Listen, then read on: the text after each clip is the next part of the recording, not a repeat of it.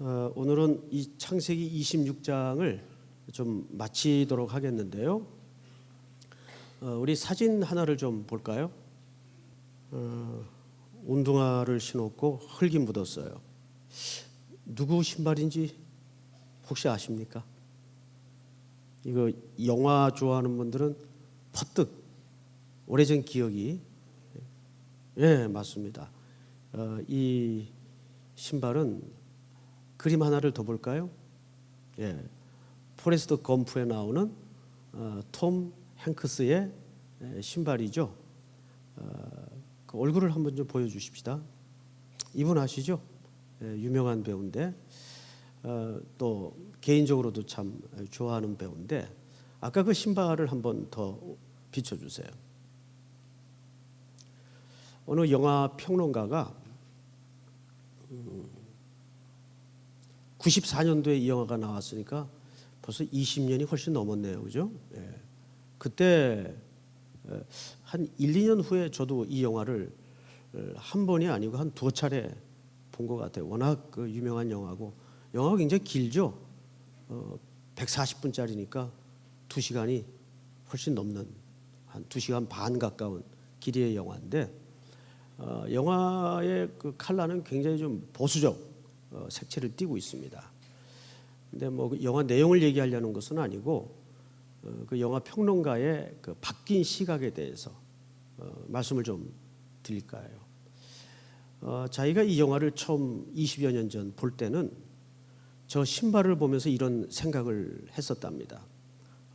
저 운동화가 IQ 75짜리의 운동화의 상징이구나. 저 운동화를 통해서 IQ 75를 헛뜩 생각했다는 거죠. 근데 이 영화를 얼마 전에 이게 재개봉되었었다면서요?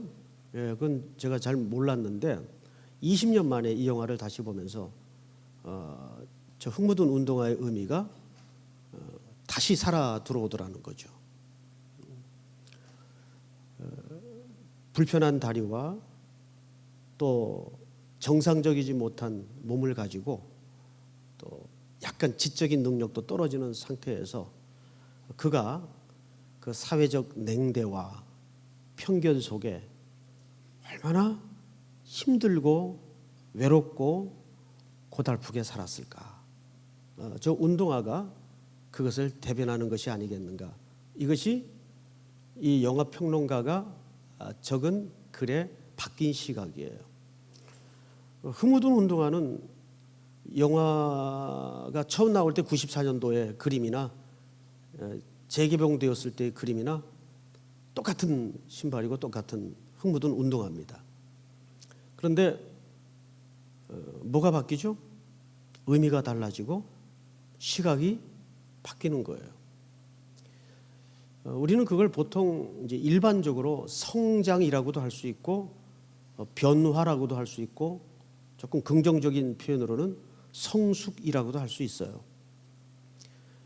우리가 하나님에 대한 인식도 10대 때 만난 하나님, 20대 때 만난 하나님, 30대 때 만난 하나님, 50대 때 만난 하나님은 정말 달라요. 어떻습니까, 여러분? 정말 달라요. 저는 우리 성도들과 청년들이 성경을 깊이 묵상해 가면서 그런 좀 밑바닥까지 그 하나님의 마음의 밑바닥까지 맞닿는 고민이 또 희열이 있었으면 좋겠습니다. 그것이 우리가 신앙인으로서 반드시 붙잡아야 될 가치입니다. 그래서 오늘은 우선 첫 번째 이상한 것이 뭐냐면 이 본문에 그 구성된 스토리가 어쩌면 누구적 스토리와 매우 흡사합니까? 그렇죠. 자기 아버지 쪽의 스토리와 판박이에요. 똑같아요. 아버지의 거짓말에 이삭의 거짓말이 있었고 이삭의 연약함에 아브라함의 연약함이 보여져요. 넘어집니다. 실수합니다. 이것은 성경 기자가 왜 반복되는 사건을 이렇게 거푸 기록을 했을까 하는 의도를 알아야 됩니다. 항상 성경은 기록된 팩트를 넘어서 뭘 봐야 된다 그랬죠? 하나님의 마음, 하나님의 표정을 만나야 돼요. 왜 이 똑같이 넘어지는 거짓말, 똑같은 실수, 똑같은 인간의 치부를 반복해 하셨고 그걸 왜 성경 기자는 오늘 독자에게 여과 없이 보여주는 것일까? 저는 여기서 고두절미하고 하나를 봅니다. 이 인간이에요. 그렇죠? 이게 인간이에요. 지난 한 주 전 또는 한 달 전 이곳에 엎드려 하나님 앞에 온갖 언어를 다 동원해서 다짐하고 각오하고 사무치게 부르짖었던 기도의 제목들을 떠올려 보면 여전히 그 일은 계속 반복되었고 또 그 제목을 들고 나와서 하나님 앞에 부르짖는 우리의 모습을 이 금요일 밤마다 겪어요. 어떻습니까? 그게 인간이에요. 그래서 우리는 지난주 주일날 설교의 제목이 온전함으로 나아가는 방법이라고 기억은 하시죠? 네, 기억은 하셔야 됩니다. 그 온전함의 의미가 뭐예요? 뭐가 온전한 겁니까? 퍼펙트가 온전한 게 아니에요. 물론 하나님의 궁극적인 목적지는 우리를 하나님 앞에 퍼펙트하게 세우는 거예요. 근데 성경에서 말하는 온전함은 적어도 그것만을 말하는 건 아닙니다. 온전함이란 아버지를 향하여 나아가는 방향성을 얘기합니다. 다시요. 성경적 개념에서의 온전함이란 내가 완전히 구비되고 갖춘 걸 말하는 게 아니에요. 진짜 온전함이라는 것은 연약하지만, 부족하지만, 못났지만, 또 찌질해서 넘어졌지만 여전히 오늘도 나는 그분을 향하고 있다는 사실 앞에 놀라야 돼요. 내 삶을 돌아보면 진작에 하나님 앞에 떨어져 나갔어도 100번 떨어져 나갔을 존재인데 여전히 그 앞에 머물러 앉아 있어요. 저는 그게 은혜고 기적이라고 믿습니다. 이게 온전함은 뭔가를 완전히 갖춘 게 아니라 그래도 하나님을 향하고 있는가, 이거를 점검하는 거예요. 할렐루야. 그 하나님은 한 번도 골백 번 수천 번 우리가 떠났다 돌아와도 우리를 고개 돌리시거나 팔을 안 벌리신 적이 없어요. 자, 여기 반복되는 아버지의 실수를, 아들의 실수를 우리가 보면서 이게 인간이구나, 우리가 만나는 거죠. 자, 그런데 성경을 좀 이제 보도록 하십시다. 5절을 보시면 알 듯 모를 듯한 기록이 써져 있죠. 5절만 한번 같이 읽겠습니다. 시작. 이는 아브라함이 내 말을 순종하고 내 명령과 내 계명과 내 율례와 내 법도를 지켰음이라 하시니라. 어떠세요? 5절에 이 아브라함에 대한 아주 훈훈한 미담이 선뜻 동의가 되십니까? 동의가 되세요? 뭐라고 돼 있어요? 아브라함이 내 말을 순종하고 내 명령과 내 계명과 내 율례와 내 법도를 지켰음이라 하시니라. 이 말이 무슨 이야기 뒤에 나오는가를 잘 보세요. 이삭의 넘어짐과 거짓말과 실수 속에 연약함이 드러나면서 나오는 문장이라는 걸 놓쳐서는 안 돼요. 그럼 뭐 이런 뜻일까요?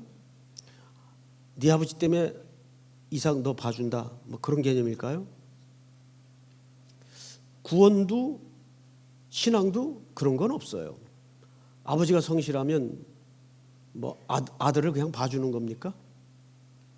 아버지가 신포도를 먹으면 아들 이가 실입니까? 그런 건 아니잖아요. 자, 이 5절이 갖는 의미가 사실은 굉장히 중요합니다. 우리가 알고 있는 지금까지의 적어도 아브라함은 법도를 지킨 적도 없고 계명과 하나님의 명령을 온전히 순종한 적도 없어요. 그런데 우리가 몇 주 전 살펴본 바와 같이 창세기 22장에서 그는 아들 독자라도 아끼지 않고 하나님의 제단에 약속대로 바치려 했던 그 순정을 확인하게 되죠. 그게 뭘까요? 이 말은 이런 뜻입니다. 이삭, 네가 비록 지금 거짓말에 넘어지고 약함에 네 치부가 드러났지만 그 실수는, 그 거짓말은 너희 아버지가 했던 거짓말이요, 연약함이요, 실수요, 악행이었다. 그러나 아브라함을 내가 고치고 만들어서 모리아산 어느 한 산의 모습으로 빚어놓은 것처럼 네 인생을 여전히 그렇게 끌고 갈 것이다. 이것을 누구의 예를 통해서, 누구의 샘플을 통해서 확약시키는 겁니까? 아브라함의 샘플과 아브라함의 모델을 통해서 다시 한번 이삭에게 확인을 시키는 거예요. 그러니까 하나님께서는 이 드러난 이삭의 약함, 추함, 실수, 이 모든 것들을 아브라함의 예정을 들어서 너는 네 실수에, 네 거짓말에, 네 추함에 속이 아프고 네 스스로에 대해서 좌절이 크겠지만 걱정하지 마라. 내 인생을 네 아버지를 만들듯 그렇게 끌고 갈 것이다. 하나님 앞에 온전한 자로 만들어 갈 것이다. 그것을 5절의 수사적 표현으로 이렇게 설명을 하는 겁니다. 자, 그리고 나서 이제 우리는 한 가지 분석을 좀 할 필요가 있어요. 그 분석이 뭐냐면 아브라함의 메시지와 이삭의 메시지가 달라요. 어떻게 다르냐면 일단 아브라함을 다루시는 방법과 이삭을 다루시는 방법이 하나님의 시각에서 달라요. 어떻게 다른가? 이 성경을 찾지 않아도 좋겠습니다. 아브라함은 결국 애굽으로 내려갑니까? 안 내려갑니까? 내려가죠. 내려가죠. 그런데 이삭은 내려가도록 합니까? 그냥 허락하지 않습니까? 허락하지 않아요. 왜냐하면 두 사람이 갖는 하나님 쪽 시각에서의 오늘 독자들을 향한 메시지가 다르기 때문입니다. 자, 아브라함은 허락했어요. 애굽으로 기근을 피해 아무 고민 없이 내려간 것을 허락했어요. 허락했는데 누가 혼이 났죠? 애굽의 왕이 혼이 나요. 그럼으로써 이 세계의 가장 강한 왕인 바로가 혼이 남으로써 아브라함에게 눈금 하나를 그려주죠. 그 눈금이 뭡니까? 아브라함 신앙 인식 세계 속에 어쨌든 내 생애 속에 개입해 들어오기 시작하시면서 나의 일생과 지금 동행하고 계신 이 아브라함은, 이 하나님은 누구보다 센 분이구나. 이 세상의 군주인 바로보다 센 분이구나. 하나님에 대해서 눈금을 하나 갖게 되는 겁니다. 이 인식은 앞으로 아브라함의 신앙에 기초를 놓는 굉장히 중요한 신앙 가치가 됩니다. 왜? 이 아브라함을 통해서는 세계 만민이 복을 받아야 돼요. 약속처럼. 너를 통해서, 내 몸의 날 후사를 통해서 세계 만민이 복이 될 것이다. 그런 의미에서 아브라함의 인생의 메시지가 걸려 있었습니다. 그런데 왜 이삭에게는 애굽으로 내려가는 걸 허락 안 하죠? 오늘 본문에 보면 허락 안 하죠. 왜 막습니까? 자, 이제 이삭에게 걸린 메시지가 다르기 때문이죠. 하나님의 택한 백성은 하나님이 주는 것으로만 살아야 된다는 뜻입니다. 다시요. 하나님의 택한 백성은 누가 주는 것으로만 살아야 돼요? 하나님이 주는 것으로만 살아야 돼요. 그래서 이삭이 여기서 전업을 하게 되죠. 어쩔 수 없이. 원래 목축업자 아닙니까? 근데 농사를 짓습니다. 몇 배를 얻게 되죠? 100배. 이게 다 그 시대와 그 정황에 따라서 하나님이 다루시는 다른 방법들이에요. 여러분, 하나님은 하나님만큼이나 인생을 다루시는 방법이 자유롭습니다. 믿으십니까? 그래서 간증을 듣거나 간증을 하는 것은 굉장히 조심해야 돼요. 그게 원리가 될 수 있고 획일적인 사고에 고착시킬 수가 있는 빌미가 됩니다. 그래서 여러분, 간증을 듣더라도 새겨서 들어줘야 돼요. 아, 저분에게는 하나님이 저렇게 은혜를 주셨구나. 그럼 똑같이 나도 좀 그러지 마세요. 나한테는 하나님이 다르게 역사하실 수가 얼마든지 있는 분이기 때문입니다. 이게 달라요. 두 사람의 얽힌 메시지가 틀리기 때문에. 자, 그런데 성경을 이제 보십시다. 6절을 볼까요? 이삭이 그랄에 거주하였더니 그곳 사람들이 그의 아내에게 대하여 물으매 그가 말하기를 그는 내 누이라 하였으니 리브가는 보기에 아리따움으로 그곳 백성의 리브가로 말미암아 자기를 죽일까 하여 그는 내 아내라 말하기를 두려워함이었더라. 이것까지 어쩌면 누구랑 그렇게 닮았어요? 예, 아버지 아브라함이랑 일치하게 닮았습니다. 조금 넘어가서 12절을 이제 보십시다. 같이 한번 읽겠습니다. 시작. 이삭이 그 땅에서 농사하여 그 해에 100배나 얻었고 여호와께서 복을 주심으로. 아주 중요한 대목에 이르렀습니다. 여기 보면 100배나 얻었다 그랬죠. 자, 그러면 이 100배에 대해서 한번 공부 좀 하십시다. 100배라고 하면 말 그대로 어마어마한 것 같죠.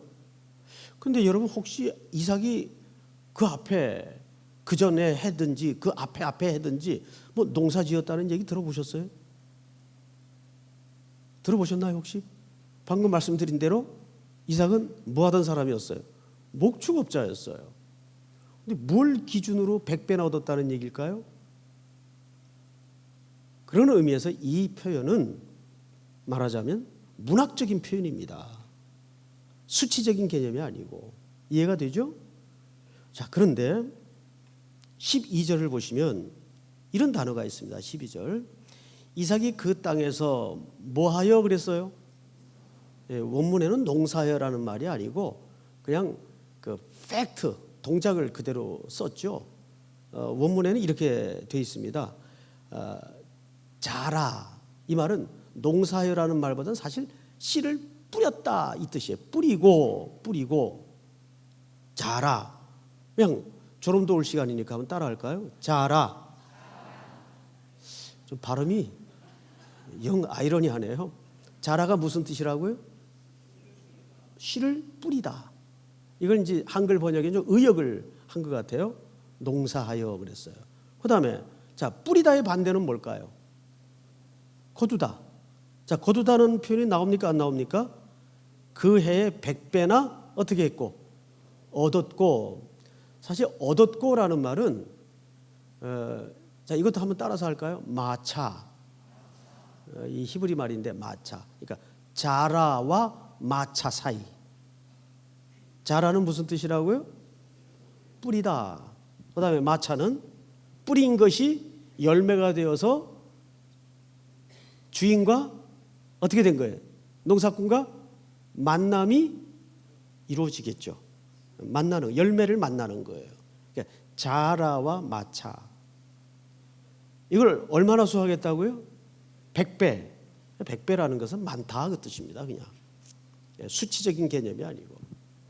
자, 그러면 이 과정이 왜 중요하냐면 이런 생각 혹시 안 해보셨어요?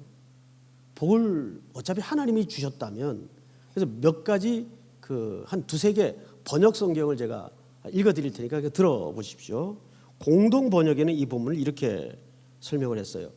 이삭은 그 땅에 씨를 뿌려, 여긴 뿌려라고 번역을 제대로 했습니다. 그 해에 수확을 100배나 올렸다. 야훼께서는 이렇듯 복을 내리셔서. 이게 누가 복을 주신 겁니까? 하나님이. 이 공동번역의 성경이에요. 네, 바른 성경이라고 했어요. 이 성경도 아주 좋은 성경입니다. 이삭이 그 땅에 파종하여 씨를 뿌렸다는 얘기죠. 이 말도 그해 100배를 수확하였으며 여호와께서 그에게 복을 주셨으니. 표준 세번역 성경이 있습니다. 마지막으로 이삭이 그 땅에서 여기 농사 의역을 했어요. 지어서 그의 100배 수확을 거두어 드렸다. 주님께서 그에게 복을 주셨기 때문이다. 이렇게 번역이 되어 있습니다. 자, 결과적으로 우리는 세 결론에 봉착하게 됩니다. 첫째는 뿌렸고, 둘째는 그 열매를 거두었어요. 그리고 셋째는 누가 주신 복이라고요? 하나님이 주신 복이에요. 그러면 여기서 우리는 복의 정의에 대해서 새로운 시각을 열 필요가 있다는 거죠. 하나님이 결국은 이삭으로 하여금 거부가 되게 하셨는데 13절에 이런 힌트 하나가 있습니다. 제가 읽겠습니다. 그 사람이 13절 그 사람이 창대하고 왕성하여 어떻게 거부가 되죠? 어떻게 거부가 된다고요? 마침내라는 것은 즉각적으로 되는 겁니까? 서서히 천천히 되는 겁니까? 네, 서서히 천천히 되는 거예요. 근데 그 복을 누가 주신 거라고요? 하나님이 주신 복이라고요. 자, 여기 복의 새로운 정의가 감춰져 있습니다. 하나님이 복을 주시려면 농사 같은 뿌리기만 하면 열매는 그냥 저절로 거두어지는 거예요. 농사입니까? 농사 지어보신 분들 계실 거 아니에요. 농사가 쉬운 겁니까? 여러분, 우리 입에 그 밥 한 알 들어가기까지의 과정과 그 시간을 한번 자세히 분석을 해보면 어마어마한 과정이 거기 녹아져 있어요. 우리 표현은 그냥 농사 지어가지고 먹고 살았다 이렇게 표현할 수 있지만 그게 농사 지어서 단순히 먹고 사는 문제입니까? 아니에요. 거기에는 일조량이 제대로 맞춰져야 되고 물이 제 시간에 데워져야 되고 가라지가 없어야 되고 벌레가 먹지 말아야 되고 이걸 다 겪어내고 감당하려면 농부의 삶은 어떤 삶이어야 맞을까요? 잠 못 이루는 밤이 수없이 있었을 겁니다. 그런 과정이 겪어지고 지나가야 마침내 뭐가 된다고요? 하나님의 복을 만나게 된다고요.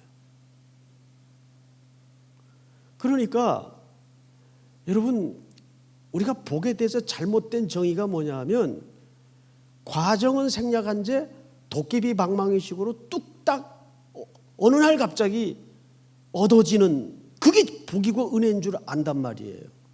아니에요. 내가 열심히 공부해서 공부한 대로 점수가 잘 나온 게 복이에요. 공부도 안 했는데 그 전날까지 당구장 가서 탱야탱야 놀다가 잠을 잤는데 꿈에 막 나가라 다 나가라 막 답안지가 다 보여줬어. 그대로 적었더니 100점이 나왔다. 하나님은 절대 그렇게 역사하지 않으시니까 걱정하지 마세요. 그건 재앙입니다. 어떻게 그게 복이 돼요? 그런데 우리가 기독교의 복을 사뭇 지금까지는 거꾸로 가리킨 듯한 경향이 없지 않아 있어요. 잘못된 가르침이죠. 내가 노동을 해서 땀을 흘려서 그 대가를 얻는 것은 내 공로, 내 은혜가 아니에요. 누구의 복이라고요? 하나님의 복이에요. 아침에 해가 뜨면 눈이 저절로 떠지는 것도 복이에요. 밤만 되면 초름이 곤두박질 치는 것도 은혜예요. 여러분 불면증에 한번 시달려 봤나요? 저는 조금 불면증이 있어요 지금. 미치겠어요. 잠은 안 오고 그 다음엔 무수한 과정들이 벌어져요. 잠은 안 오고. 그 제때 잠을 자는 것은 복이에요. 그러니까 상식적인 게 얼마나 소중한 것인지를 몰라요. 이번 투표할 때도 상식을 존중하세요. 상식적이지 않는 건 위험해요. 굉장히 위험해요. 오늘 성경에 그냥 뿌리고 거두었다는 표현만 담아져 있지만 어떻게 뿌리고 거둠 속의 과정을 생략할 수 있을까요? 근데 하나님은 그거를 뭐라고 얘기했죠?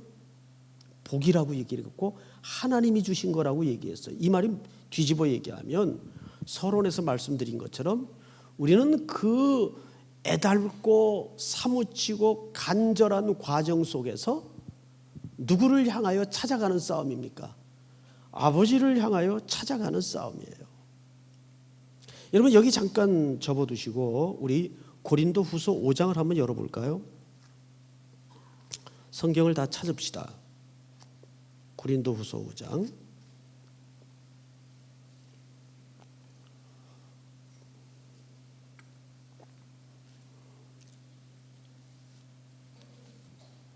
(1절서부터) 저하고 교독하죠.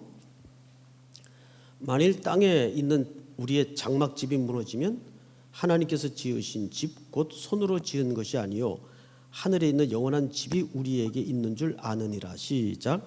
참으로 우리가 여기 있어 탄식하며 하늘로부터 오는 우리 처소를 덧입기를 간절히 사모하노라. 이렇게 입으면 우리가 벗은 자들로 발견되지 않으려 함이라. 4절 다 같이. 참으로 이 장막에 있는 우리가 짐진 것 같이 탄식하는 것은 벗고자 함이 아니요 오히려 덧입고자 함이니 죽을 것이 생명의 삼킨 바 되게 하려 함이니라. 자, 그대로 저를 좀 보십시다. 여기 지금 반복되는 독특한 단어 하나가 눈에 띕니다. 탄식이라는 단어입니다. 그렇죠? 탄식하다.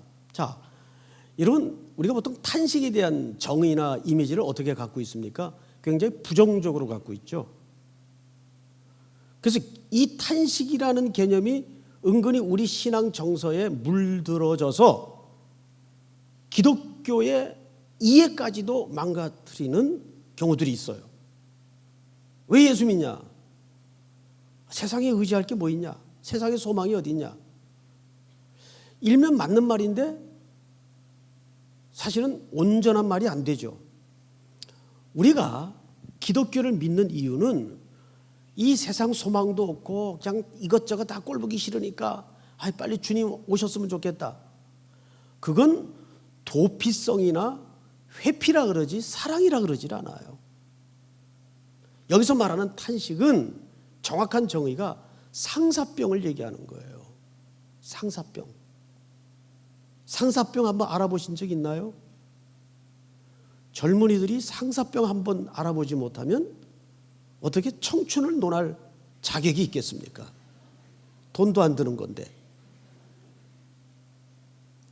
우리가 예수를 믿는 것은 이 세상 꼴보기 싫어서 예수를 믿는 게 아니에요. 이 세상 소망이 없기 때문에 예수를 믿는 게 아니에요. 그분을 어느 날 썸을 타는 가운데 만난 이후로 그분만 기다려지는 삶을 살 수밖에 없는 겁니다. 그걸 여기서는 뭐라고 바울이 표현했다고요? 탄식. 탄식이라고 표현했어요.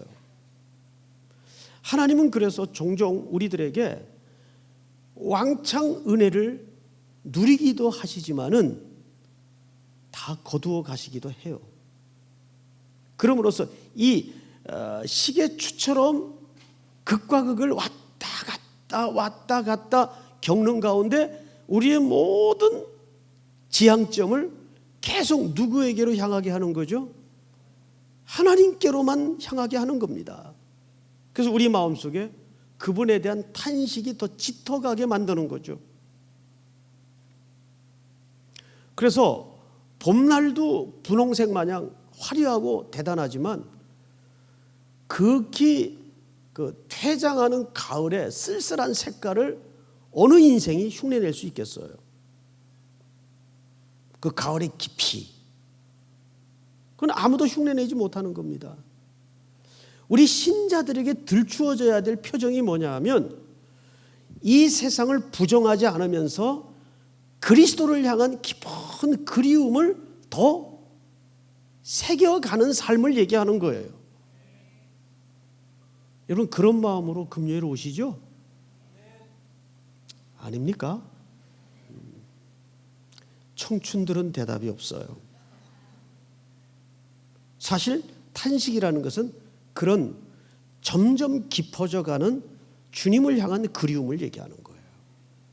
그래서 바울이 자기의 죽음을 아버지 집으로 이제는 간다라는 표현으로 설명하지 않아요? 그러니까 예수를 믿는 것은 도피성 개념이나 회피의 개념으로 접근해서는 신앙이 잘못될 수가 있어요. 그래서 시련이 많고 갑작스럽게 충격을 겪은 성도들에게 이단들이 달려들기 좋은 거예요. 힘들죠? 세상 낙이 없죠? 일로 오세요. 여기 십자가 뽕이 있습니다. 이렇게 되는 거예요. 전 그런 사람 많이 봤어요.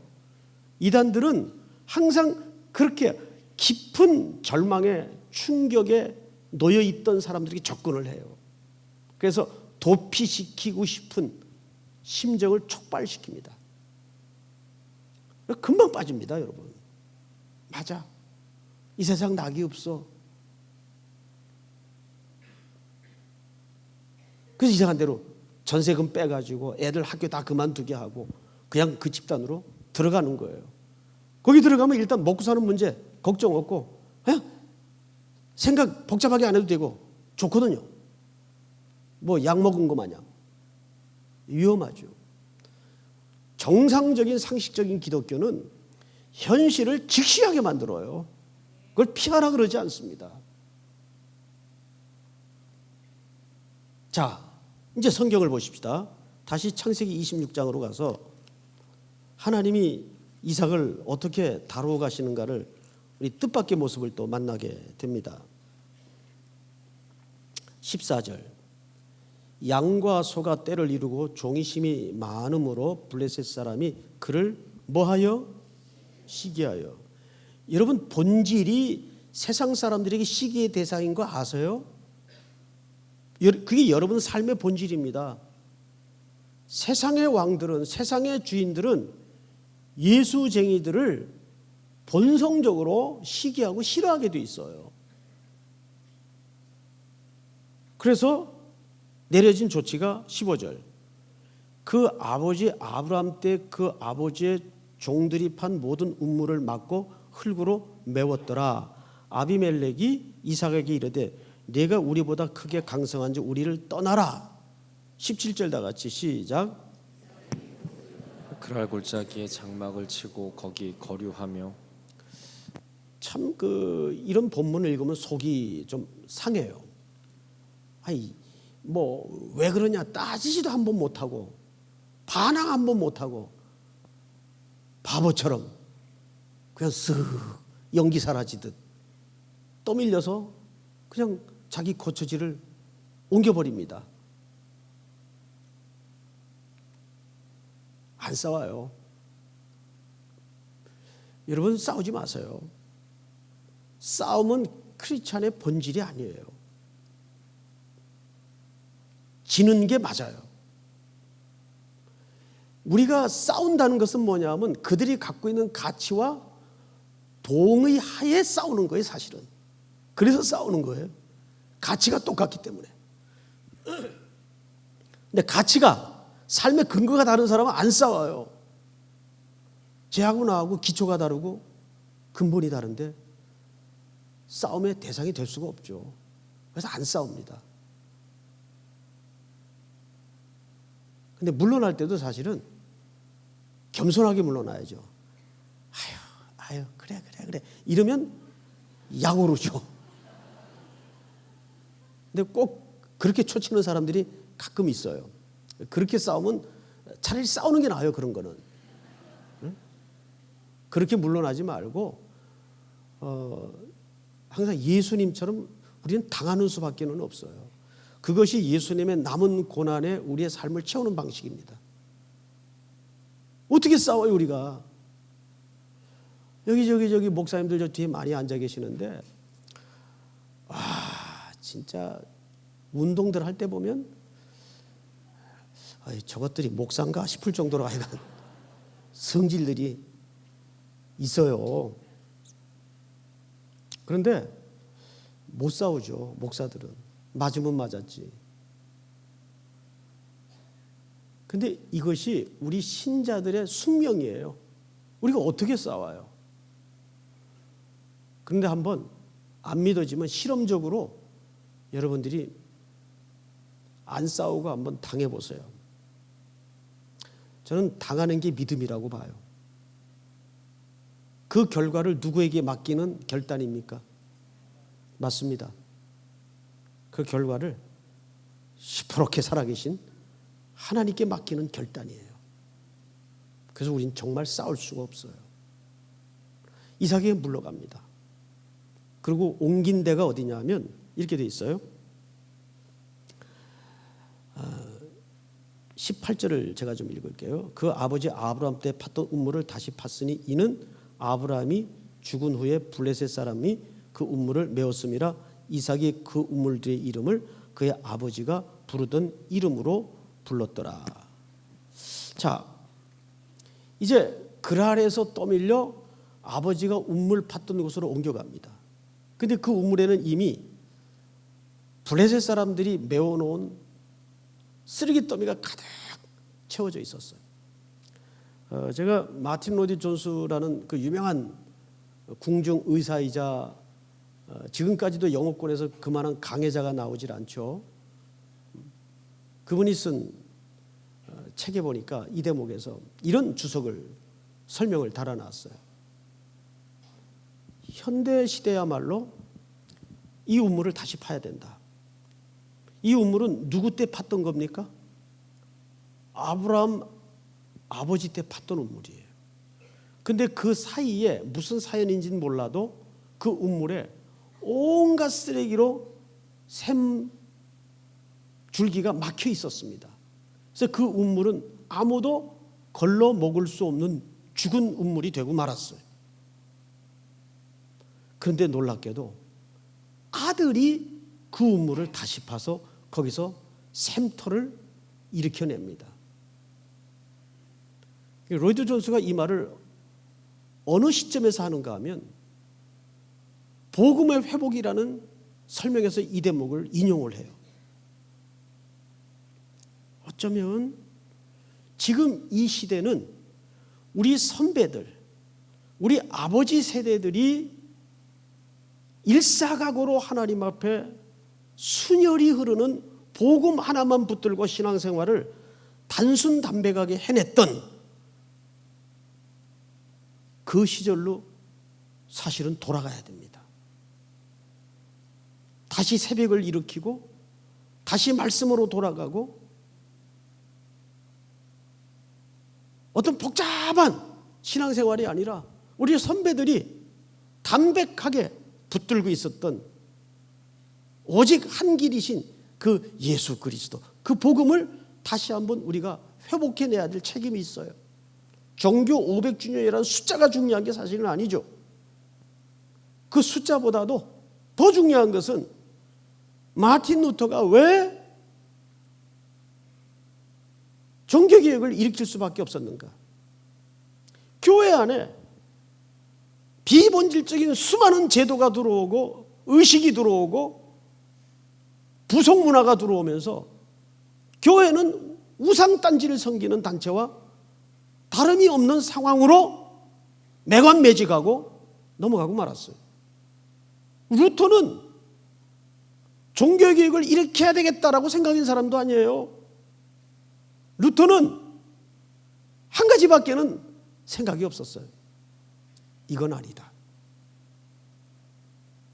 그래서 그는 성당 문 앞에다 95개 조항에 그 시대의 잘못된 비틀려진 문화와 가치를, 교회의 악을 고발하면서 질의서를 시대를 향하여 던집니다. 그리고 그가 얻고자 했던 시대의 답은 하나였어요. 다시 성경의 원형으로 돌아가자. 그러니까 이삭이 위기와 환난을 만날 때 그를 살려줬던 게 뭐죠? 아버지가 팠던 우물을 다시 파는 겁니다. 블레셋의 쓰레기들을 걷어내는 겁니다. 이것이 어쩌면 우리 한국교회와 이 시대의 모든 그리스도인들에게 던지는 도전일지도 몰라요. 얼마나 교회 안에 지금 블레셋의 쓰레기들이 가득 차 있습니까? 왜 교회가 이 시대의 쓰레기 매립장이 돼야 됩니까? 그래서는 안 되잖아요. 다시 말씀대로 이것이 왜 식상한 소리가 돼야 됩니까? 가장 중요한 현실적인 소리로 일어나야 됩니다. 하나님의 말씀대로. 지난주인가요? 여러분들이 그런 말씀을 드렸죠. 뭐가 현실이냐? 하나님이 현실이 돼야 돼요. 믿습니까? 예수가 여러분들의 현실이 돼야 돼요. 오늘 이삭은 타향살이 속에 하나님이 약속한 땅에서 그 천신만고 끝에 마침내 거부가 되도록까지 읽어놓았던 모든 것들을 또 다 빼앗깁니다. 그 당시 부의 개념은 두 가지예요. 땅과 물입니다. 자, 떠나라 하니 땅 뺏기는 거죠. 샘터를 뺏깁니다. 다 뺏긴 거죠. 하나님은 100배를 주시기도 하고 또 이렇게 어느 날 싹 걷어가시기도 합니다. 그런데 신앙의 위대함이라는 것은 있던 게 없어졌다가 다시 회복되는 게 신앙의 위대함이 아니에요. 신앙의 위대함이라는 것은 그 과정을 통해서 그것과 상관없이 주님이 함께 하심이 복이구나를 눈여러 확인하게 되는 거죠. 그게 신앙인의 위대함이에요. 믿습니까? 성경을 이제 맞아 결론으로 보십시다. 창세기 26장 29절 28절부터 29절까지 다 같이 읽겠습니다. 시작. 그들이 이르되 여호와께서 너와 함께 계심을 우리가 분명히 보았으므로 우리의 사이 곧 우리와 너 사이에 맹세하여 너와 계약을 맺으리라 말하였노라. 너는 우리를 해하지 말라. 이는 우리가 너를 범하지 아니하고 선한 일만 내게 행하여 내가 평안히 가게 하였음이라. 이제 너는 여호와께 복을 받을 자니라. 예, 그를 내치고 빼앗았던 장본인들이 다시 찾아와서 화친을 청하고 누구를 고백하죠? 이삭 당신 대단해. 그랬던가요? 아니죠. 그의 입에서 터져나왔던 고백은 너는 여호와께 복을 받은 자니라. 누가 드러납니까? 누가 드러나요? 하나님이 드러나요. 우리는 이걸 영광이라고 하죠. 믿습니까? 결국 이삭의 인생 속에 하나님이 드러나요. 그 과정 속에는 빼앗긴 적도 있었고 100배를 주신 적도 있었지만 결국은 하나님이 드러나요. 오늘 이런 간절한 기도가 우리 모든 3일에 사랑하는 성도들 가슴 속에 꼭꼭 새겨지고 bek혀져서 하나님 앞에 간절하게 부르짖는 눈 떠지는 복된 밤 될 수 있기를 주의 이름으로 축복합니다. 우리 찬양 하나 하십시다. 예수 피를 힘입어 주의 보좌로 나아갈 때 어떻게 나아갈까?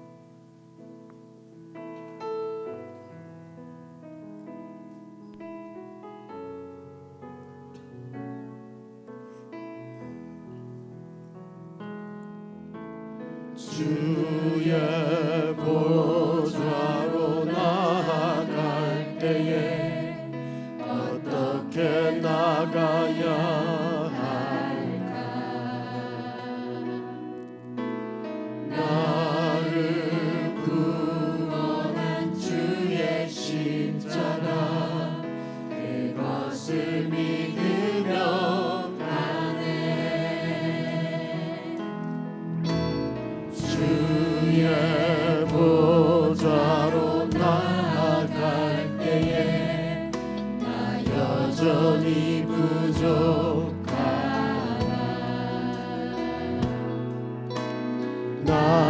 나를 부르신 주의 그 사랑 그것을 믿으며 가네. 자격 없는 내 힘이 아니 오직 예수님의 보혈로 자격 없는 내 힘이 아니 오직 예수님의 보혈로 오직 예수님의 보혈로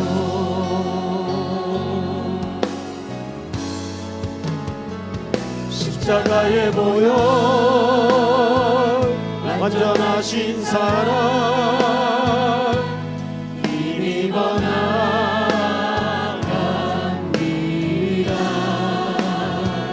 십자가의 보혈 완전하신 사랑 힘입어 예배합니다. 십자가의 보혈 십자가의 보혈 완전하신 사랑 힘입어 나갑니다. 십자가의 보혈 완전하신 사랑 힘입어 예배합니다.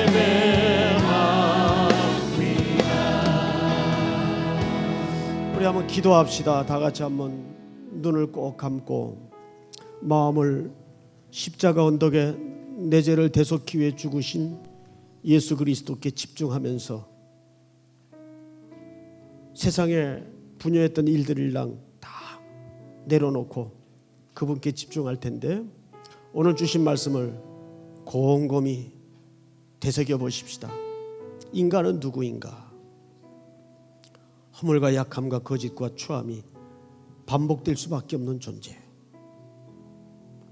그럼에도 하나님은 아브라함을 만들듯이 이삭을 만드시고 이삭을 만들듯이 야곱을 빚으시며 야곱을 빚듯이 오늘 이 밤에 우리를 만져주실 겁니다. 우리는 그래서 좌절할 근거도 좌절할 이유도 갖고 있지 않는 존재입니다. 값으로 산바되었기 때문입니다. 오늘 주신 말씀을 기억하십시다. 때로는 100배를 주시기도 하시지만 때로는 거두어 가시기도 합니다. 그러나 더 중요한 것은 우리는 얻었지 않습니까? 주님이 함께 하신 밖에는 방법이 없구나. 그것이 참된 내 인생의 진짜 복임을 확인하게 되지 않습니까? 우리 이 시간 다 같이 한번 오늘 주신 말씀을 기억하며 주여 한번 통성으로 기도하겠습니다. 주여, 하나님 은혜를 진심으로 감사합니다. 오늘 주신 말씀을 기억하게 하여 주시옵소서.